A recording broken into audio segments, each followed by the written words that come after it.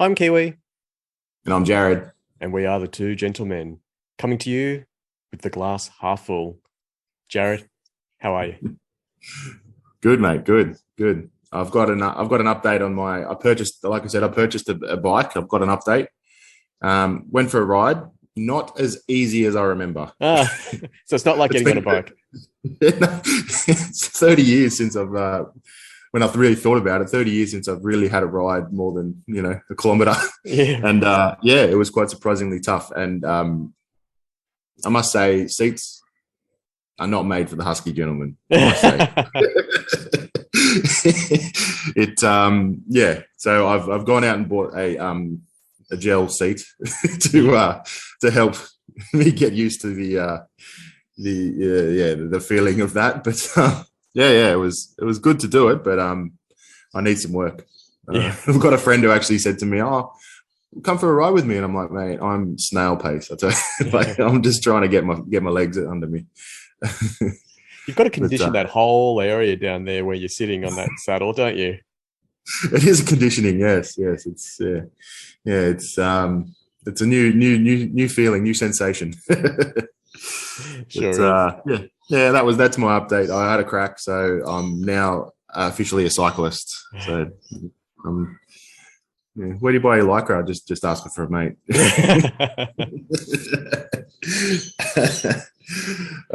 Mate, actually, I do want to ask you something. I've been watching the tennis lately, and you're a big fan, so obviously you have been, or I'm assuming you have been. Sure have.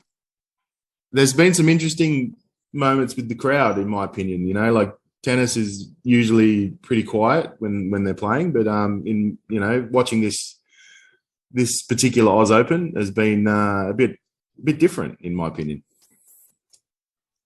It sure has. In so many different ways. We had the whole controversy with the greatest player of all time being deported from the country. So, look, by the time anyone listens to this, that won't be a topical thing, but so I won't get into it.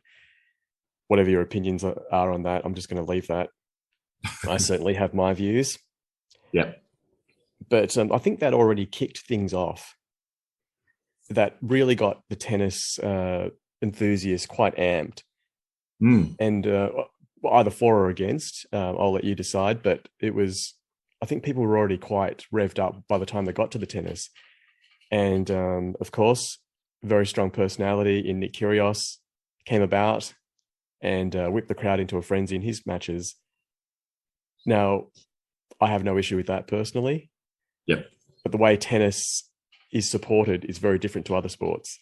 So, a sport like football, you can get up and do the Mexican wave. You want to cheer as loudly as you can, yell things out. That's all totally acceptable within the culture of that sport and other sports as well. Tennis, not so much. So if you're not a tennis fan, essentially there needs to be silence in the stadium, in the stands, so that players can concentrate, especially when they're serving. It's a really tough sport. It's an individual sport. You're not even allowed to be coached on court. Of course, there's doubles where it's not individual, but it's the same sort of thing. A lot of concentration needed. So the controversy is by whipping the crowd into a frenzy, they didn't know their limits. And they kind of spilt out into other areas of the game, like during serves, like between serves. Secondly, they were also appropriating chants from soccer. Yep. And which was to some people distasteful. So that's where we're at. That's the context of our discussion today, isn't it, Jared? Yeah, basically. Look, knowing that, I'm a casual tennis fan, and I know the etiquette, I guess, that comes with, and the traditions that come with the game, played at a high level. And look, I'm not it's funny. I watched the doubles game, Kyrgios and Kokkinakis, and I think it might have been around the fourth round of the quarters or something, where it kind of blew up, where everyone was like, "Oh, is this wrong? Is this right?" Part of me was like, I couldn't look away, so I don't know. It was obviously entertaining, and then I've heard it on the news every day since about these guys. I mean, obviously, it has an appeal. Like, there's arguments for and against it. Hey, like, look at other, like you said, look at other sports. You can you can cheer and yell and scream, and as someone's taking a kick for a conversion kick for a goal, or you can sort of put people off, essentially. Like you look at NBA players shooting a free throw. Like if you pan out and see the crowd behind that free throw line on the baseline, they're screaming and waving and yelling and holding photos up and holding all sorts of stuff up to put them off getting that 1 point. Like it's accepted in that culture. But if you did that, someone was throwing the ball in the air to serve, you'd end up getting kicked out of the stadium because of the traditions of the game. Not my place to say, is that time to sort of maybe look at that? Because, that's just my humble opinion, but it certainly made it a little bit more exciting for me to watch. And I'm interested. I watched the game the other day, and now I'm going to watch the final, the doubles. I would never watch the doubles final. Like I said, I'm a casual fan. I sort of look at the score, and that's about it. So yeah, it's made me interested in the sport, but like that's maybe it needed a little boost like that. You said a few interesting things there, Jared. Firstly, it was entertaining for you, so you couldn't look away. Well, you look at some of the things that rate on TV. A lot of it is trash. They talk about car crash television. You just can't look away. So entertaining, does it necessarily mean it's quality? That's a thing. Correct. Secondly, you just said then that, this isn't the culture and tradition of tennis, but, it's not your place to say whether or not it's time to change. That's a really good point. Whose decision is it to change culture? To me, that's the huge question here, because I think I'm showing my age here. I've had a very similar discussion with a very good friend of ours. And I am not for disrespecting athletes, especially on a serve, like in tennis, to yell out during someone's serve, to cheer double faults. To me, that's disrespectful. On the other hand, in soccer, if someone misses a penalty, you'd probably sledge them. Yeah, the opposing team. Yeah, the opposing team misses a penalty, you give it to them. Someone in cricket gets out, gets bowled. You give it to them. Within reason. But yeah, like. So I'm not a fan of that, but let's just say it is time for change. Well, who decides that it's time to change? To me, that's the big question. Well, like I've been involved in a lot of sports, amateur level and obviously watching as a fan, but it seems to be the older statesmen who make these decisions. But like when do you get to that? Like just by age, just because you're older, like that doesn't make sense to me. Like, and you think about these older statesmen of the game who probably most of them played at a high level and also were part of it. They were probably sledging and doing some serious stuff back in the 80s or 70s or whatever time that they were playing, and you think about, what would have been said back then before things, became, before they put it this way, you could get away with saying some really terrible stuff back then. And, now they're making the decisions on the game, you kind of worry where's it going to go. And, yeah, you're right. Well, who makes that call? I'm very confused. And you mentioned it was the elder statesman, but they didn't make the call this time. It was the market, wasn't it? Yeah. It was the crowd. They came and they made the decision that we're going to go berserk. And you can't stop market forces. That's something I've realized at a very late point in my life, that, what the market wants, eventually they'll get. Well, that's right. Tennis will have to change with them. Yeah, that's right. Well, 7 people can sit in a room and have a board meeting, or 11 people, and say, we must do this and we won't do this and do this. But if 14,000 people turn up and 75% of that crowd decide, what, we're going to chant, you can't kick that out. You can't stop. You got to understand that might be the world moving on, I guess, moving into a different era of the particular sport. Yeah.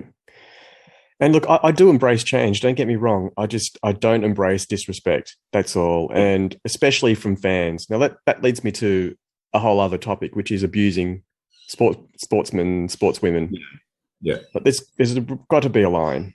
I mean, the general public, I don't know what right we have. We buy a ticket, or we sit at a computer, and all of a sudden we think we're allowed to say whatever we want to people. Like, you'd never say it in real life to someone's face. Yeah. Yet people are yelling awful things from the stands. I can think of, for example, Adam Goods getting booed, and that had an effect on him. I think of a lot of people getting all sorts of comments on social media about their appearance, about their weight, etc. Why is that okay? Why do people think that's okay? And I'm only talking. I'm not saying this is my opinion, but I'll just throw it out there that I think maybe some people think that like you said, I bought the ticket. It's my right. These people get paid enough so they can deal with all this. Like, you know what I mean? Like, they're playing for my team, and my team isn't going well. So I'm going to let them know that they're not going well because, A, you're fat, and A, you can't play, and B, all this sort of stuff. So there's a line there that I wouldn't cross, but there's a lot of people that are so invested, like whether it be monetary or personal, like sport creates this like tribalism, I guess, in people that, you follow your team through, some do it more boisterous, more noisily than others. Like, I follow my rugby league team.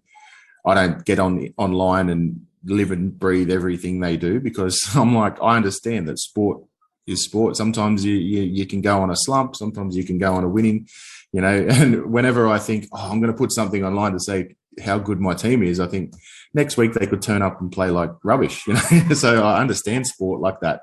Well, some people live and breathe it, and they're like, they don't understand that, what someone could be sick one day, or someone could just have, not be there mentally to play, for whatever reason, or ate the wrong lunch, or, and they can't understand it other than the fact that, and they have to put it out there and scream and yell, and, whether it be from a keyboard or from the stands, that, they don't understand why they can't play. So they call them, they abuse their religion or their race or their, their playing ability, or their, and these guys are elite athletes. They're there for a reason. They're there because they're better than 95% of the rest of the population at that sport. Like, it's a phenomenal thing that, I haven't wrapped my head around yet.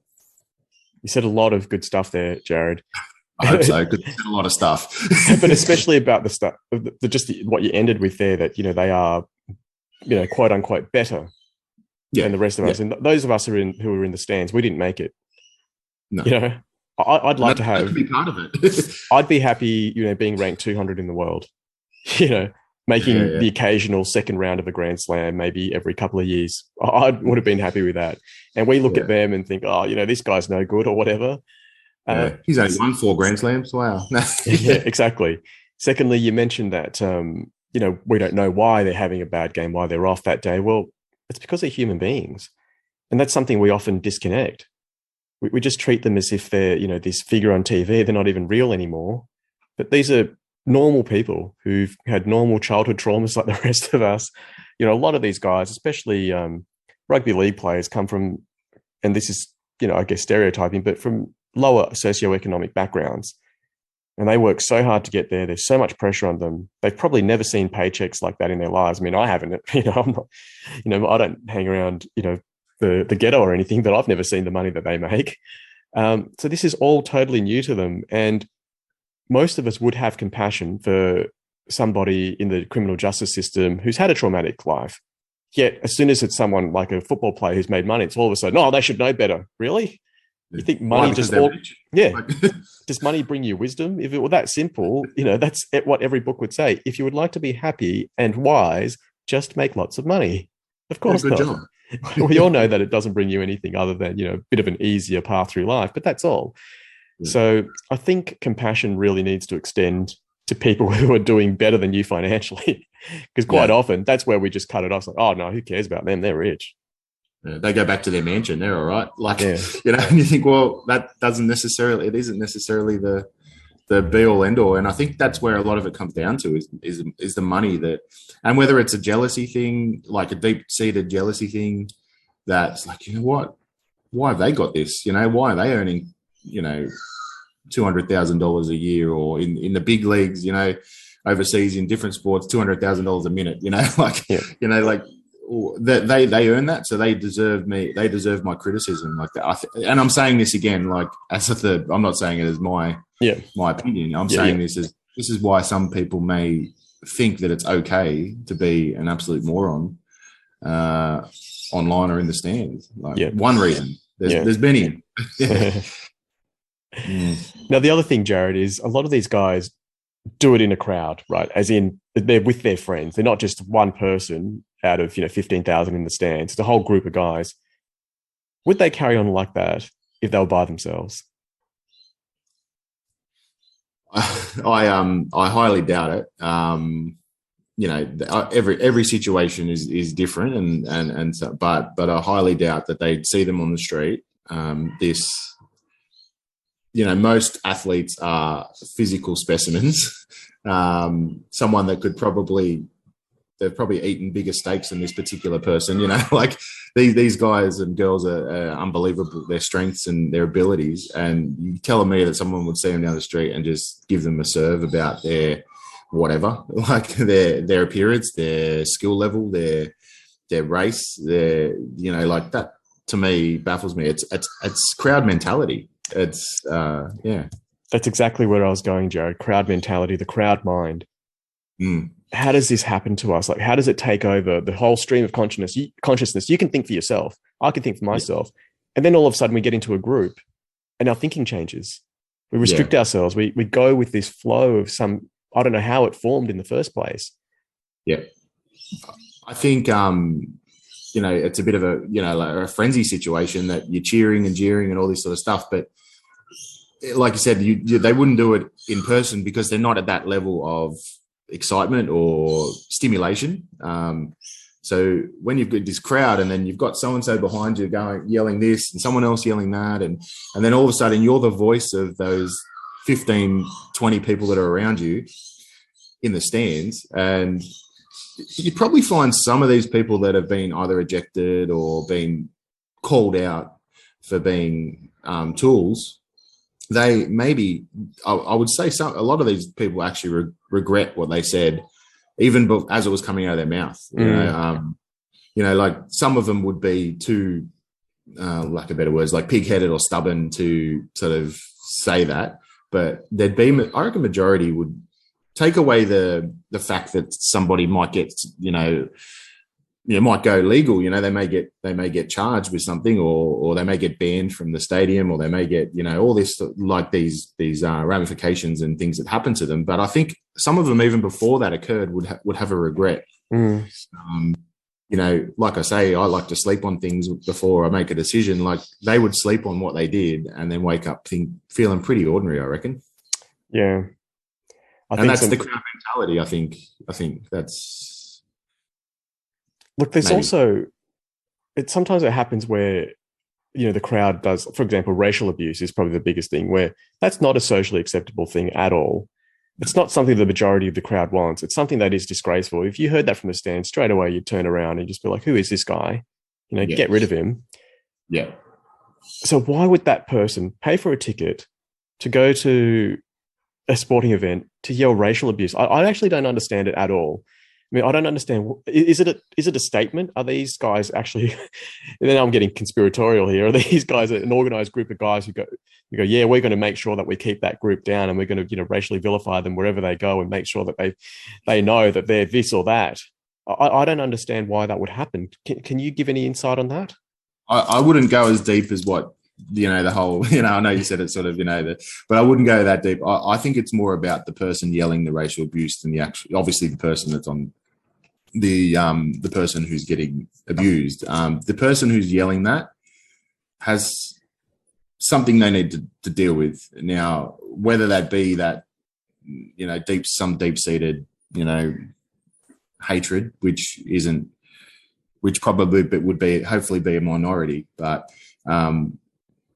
just the casual punter who goes out there and gets, I think it's just some people get super stimulated and excited and just say the wrong things, or lose what's the word? Inhibitions.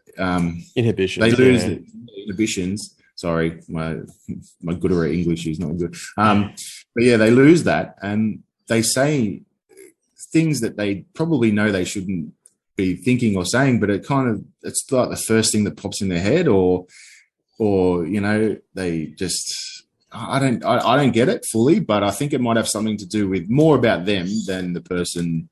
Obviously, than the person who's just kicking a football around or playing soccer or hitting a tennis ball. Like, it's the person's own demons, I think, coming out, and it's almost like a perfect storm with the crowd there. I don't know. It's a bit of alcohol, and again, not justifying anything. Yeah, I understand what you're saying. Yeah, just sort of suggesting that there's probably a lot of factors that made them get to that point. Like you said, they wouldn't walk down the street and just yell out racial slurs. I just think it's a perfect storm in that situation for some people to, go a bit nuts and do something silly. Yeah, well, it's beyond silly. It's awful. It really is. Well, I don't mean to. Yeah, that's probably. Yeah, sorry, that was. No. I know what you're saying, but yeah, that was. Yeah, it blows me away. That's all that it still happens. It seems to happen every single week. Well, I'm seeing it, and I'm not going to go into every detail, but I'm seeing it like a lot in the sport that I'm watching. Like I've said before, I follow NBA, and I've seen it also in a lot of American sports where, it's in an enclosed environment. So, you got your indoor basketball and everything's close. Courtside seats are literally like from here to, they're literally a meter from the court. So you could whisper and a player could hear. You could have a conversation with a player at normal level. For us watching rugby league or AFL or cricket or something over here in an outdoor environment, you can talk and the player won't hear it. Not that you should be saying anything the player shouldn't hear, but you can. Whereas in NBA, you can order your drinks and the player will be like, "Oh, that's a nice drink." Like, that they are that close and intimate that they can hear. And I'm seeing a lot more players take a stand, if that makes sense. It may, and if they, that's a good thing. I think in the past they've let that sort of stuff go. But I'm seeing a lot more people get called out and ejected, and the commentators just sort of go, "Oh yeah, someone's silly, someone's done something stupid," and you can see the player react, and they commentate it, and then they're straight up, "Yep, that person should be removed," and you can see the other people in the crowd pointing out that particular person. Like it's not accepted, which is good. It's I think 10 years ago, it might have been a bit of a, hide in the crowd and no one will sort of pass on who it is. I think now it's kind of got to the point where people don't accept this rubbish. Yeah. I was actually going to go there with you, Jared, and ask you what was acceptable pushback from the athletes themselves. I can imagine how much what they'd like to say to some of these guys out in the crowd. They push back against journalists now too, which I like, because quite often journalists can ask really inane questions and you're just like, seriously, did you even watch the game? Like, why are you asking that? One journalist asked Rafael Nadal, commented to him, "Oh, you haven't been to the semi-finals of the Australian Open since you won it back in 2009. He's made several finals and been in the semis so many times." And Nadal was just confused, like, what? And the guy owned up to it and, tweeted out that he was having a bad day and he just forgot. But it's in the past, if a sportsman had, given a journalist a dressing down, maybe they would have been accused of being snobs or something. But how much pushback can an athlete give? Because I think it's time for everyone to stand up for themselves. Yeah. Look, I think, let's just say, I'm just throwing out a number, 10, 15 years ago, maybe a bit longer, but we didn't, I think I've sort of said this in the past, we didn't have the connection to these people that all that we saw were what they did on the court or field or in the stadium. Then they went home and we didn't know what happened. We'd see a snippets of if they did something wrong, they'd be in the news. But nowadays, if you follow people on social media, some of these athletes are very, very open about their lives, and they share pictures of their kids, and they show. So we're actually get a snippet of their lives, and we even we now have the thought of like, well, this guy's a really good basketball player, but I actually like him too. He's actually, it seems like a nice human being, like, and then on the other end you have, wow, he's a good basketball player, but he's a jerk, like.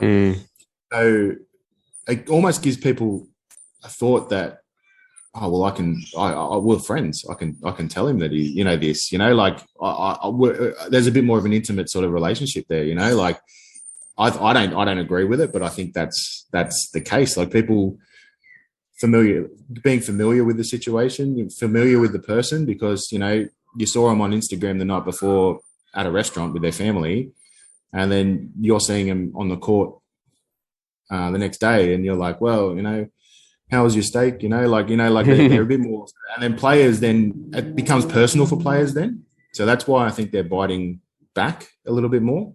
And obviously we're also, developed more as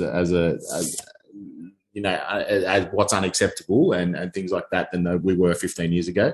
I think what was unacceptable was always unacceptable, but I think we've developed more being able to speak up about it. Yeah. And so I think it's just a combination of all that, being personal, getting personal sort of attacks. And then they're like, well, what if you're personally attacking my child or my family, which is completely, again, another awful thing. But people do that to try and put them off their sport because they support for the other team. Like that's just, I can't even fathom that. Yeah. I know I wouldn't personally attack anybody for anything, and now you're doing it to a complete stranger. Yeah, but people do it. People do it because they're wearing a different jersey, or they're hitting a ball against your favorite player. Like, they're the opposite end of the court, or they're whatever. Like that to me is but people don't see that. People think that that's okay, and they're like, well, they should toughen up. These athletes should toughen up. Listen, hang on a minute, like, and hopefully that's a minority. I really do, but you do.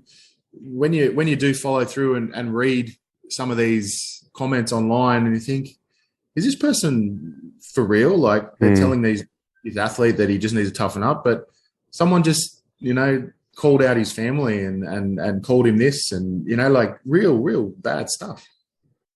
Yeah. I'd like to put it back on that person in the crowd who's saying this stuff.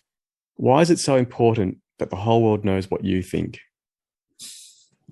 That's what I'd like to ask.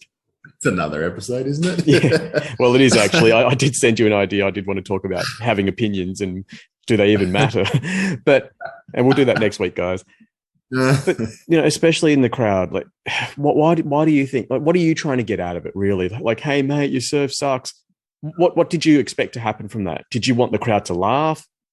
Yeah. This is for your ego, mate. That's what it's for. You wanted some attention. That's what you're doing this for. If you're a troll on the internet, you want attention. Yeah. Why don't you look deeper and say, well, why am I being such a troll? Is this the only way I can get anyone to listen to me? Is this the only way I can get any sort of attention in my life? Is that what it is? Short answer, yes. Like they want the spotlight of some, and for me, like wanting the spotlight, but to be a jerk to get it, like, is it really that important? Like, but this is just my mindset. Like, I'm not going to go out there yelling at people to try and get attention. Like, in fact, I'm the opposite. Like, I remember I went to Suncorp Stadium, which is in Brisbane, and I watched State of Origin. Now, those of you who don't know what State of Origin is, it's New South Wales versus Queensland. It's quite tribal rugby league. And I went there because it was almost like a bucket list to go to the opposing stadium, wear the New South Wales jersey. And that stadium is known as being quite vocal and quite boisterous, I guess. It was, look, put it this way. The fact that New South Wales lost and I was wearing the New South Wales jersey, I was kind of happy because if we won, I don't know how I would have got out of there. Like 5% maroon jersey and I was, very minority. But I was sitting next to a Queensland guy and he would just yell abuse at everything that they did. They were literally playing the game. They were just playing the game, and they did like New South Wales did good things, and he would yell at, abuse them for doing it. Like, I'm like, but that's the point of the game. and then when when Queensland would do something good, I'd even be like, oh wow, that was awesome. Like, because I was there for the game. I wasn't there to. Yes, I had a blue jersey on, but it's not that important to me that so and so does this or does that. Like, I just enjoyed I was enjoying the atmosphere. I guess I was there for a different reason than old mate next to me, maybe. Yeah. But yeah, he was. It was like he was trying to fire me up by yelling at him. I'm like, mate, I don't care. like, I'm here to watch the game. I don't care that old mate who's probably has been like me or never was like me, and he's yelling abuse because someone did a good tackle. Like, I don't know. That's just one little interaction between two people of an 80,000 stadium. Like, you think about all the interactions and all the things that would have occurred. And we were at the very back of the stadium. There's no way the players would have heard it. We were like the back wall. Like, it was against my back. But like you said, you're already, you're amped, you're whipped up to get in that. It's a frenzy when you're there. And that's what State of Origin is. And it doesn't start when you get to the stadium. It started back in 1980 where that culture was established. So that's what you're expected to do. People quite often do what they think they're supposed to do. Yeah. And they revert. They revert back to like something. Like, as a kid, I would watch it like, and I'd be, cheering at the TV or, writing every play. And then all of a sudden, as a 40 or 50-year-old adult, people just all of a sudden revert back to that kid and yell and scream. And it's nice in a way, but it's also like you can see how the line can be crossed. Yeah, exactly. I think do everything in a really classy way. That's all. Just show some class, people. That's all. When you're screaming and yelling about, just show some class. And I want to say I do always applaud the opposition when they come out. When the players are running out of the tunnel and you clap for your team, you give them a big cheer. I always clap for the opposition too, because these guys, like you described them, they're specimens who have done things that I could never have done. I'm a never was as well. And I have nothing but respect for their physical attributes and what they can do with themselves. I'm not saying that makes them better people. I'm not saying we should put them on a pedestal.